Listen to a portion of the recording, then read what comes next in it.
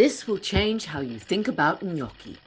Welcome to your guardian chef, your angel in the kitchen.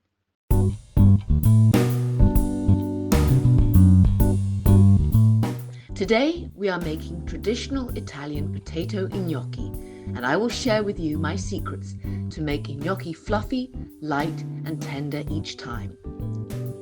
While store-bought gnocchi offer convenience, they are frequently denser and can be a bit rubbery. This is mainly because of the ingredients added to help them last longer on the shelf.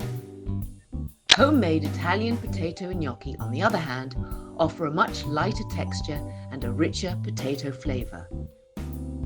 Don't be intimidated. In this video, I will show you how to get the perfect texture each time, whether you prefer them large and a bit firmer or small and very soft. My number one secret: no eggs. Only flour and potatoes. There are two fractions of Italian gnocchi enthusiasts, the eggists and the eggless.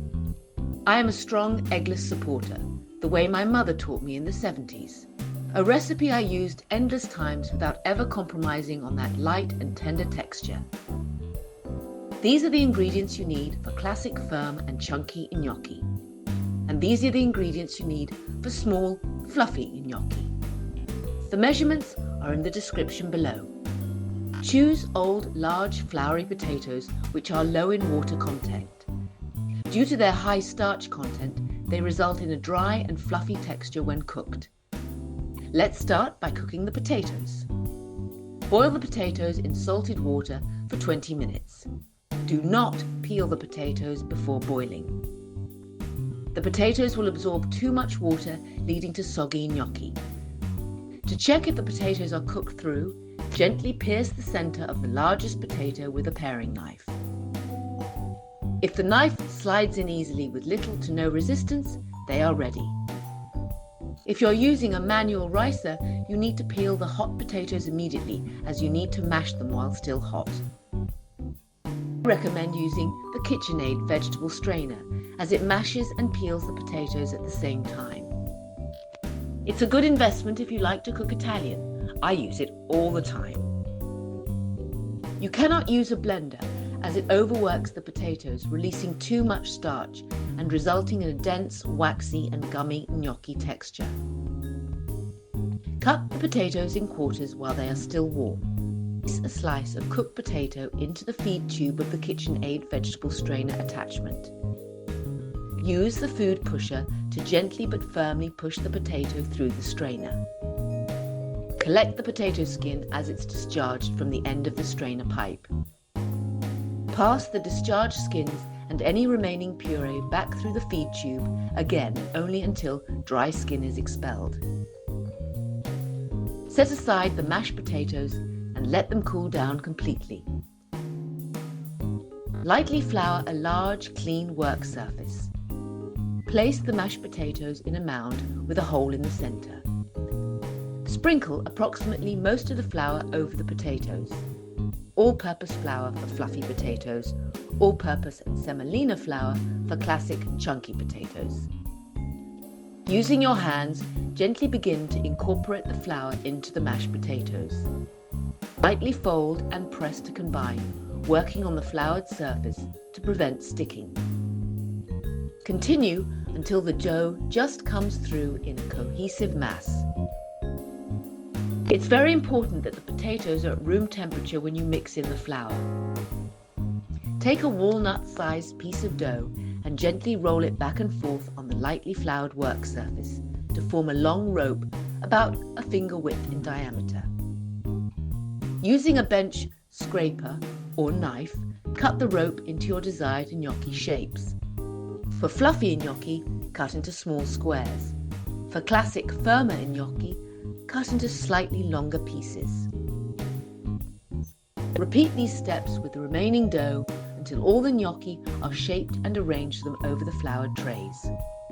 Because fluffy gnocchi are small and delicate, indenting them is an extra step that doesn't significantly improve texture or sauce absorption. So those are ready for cooking. To indent the larger classic gnocchi, you only need a fork. Place a gnocchi piece at the top of the fork's back, resting across the tines. Apply gentle pressure with your thumb to the gnocchi and roll it downwards, guiding it along back of the fork towards the end of the tines. The gnocchi will be shaped with characteristic ridges from the fork and a slight curve of indentation from your thumb. Raw gnocchi can absorb kitchen humidity, including steam from boiling water, so it's important to place them correctly on trays to prevent them from becoming sticky and misshapen. Spread the shaped gnocchi out in a single layer on a lightly floured baking sheet or large tray, leaving space between each one. Dust the gnocchi generously with flour, ensuring they are lightly coated all over. Don't worry, any extra flour will be released into the cooking water. Just do not mix it into the dough. Have a large pot of salted water at a rolling boil, like for cooking pasta. Carefully drop gnocchi into the boiling water in small batches, ensuring they are not overcrowded. Cook just until the gnocchi float to the top. This happens quickly. Immediately scoop them out with a slotted spoon. Gently place cooked gnocchi directly into your prepared sauce and coat them. Repeat the cooking process for all remaining gnocchi batches. This is how you can serve the two types of gnocchi. Light and fluffy gnocchi have less flour, making the potato flavour more prominent. Ideal as a starter or side dish, it's best to pair them with delicate sauces that enhance the potato taste without overpowering it. Serve them with a light sauce like pesto, butter and sage, or truffle sauce.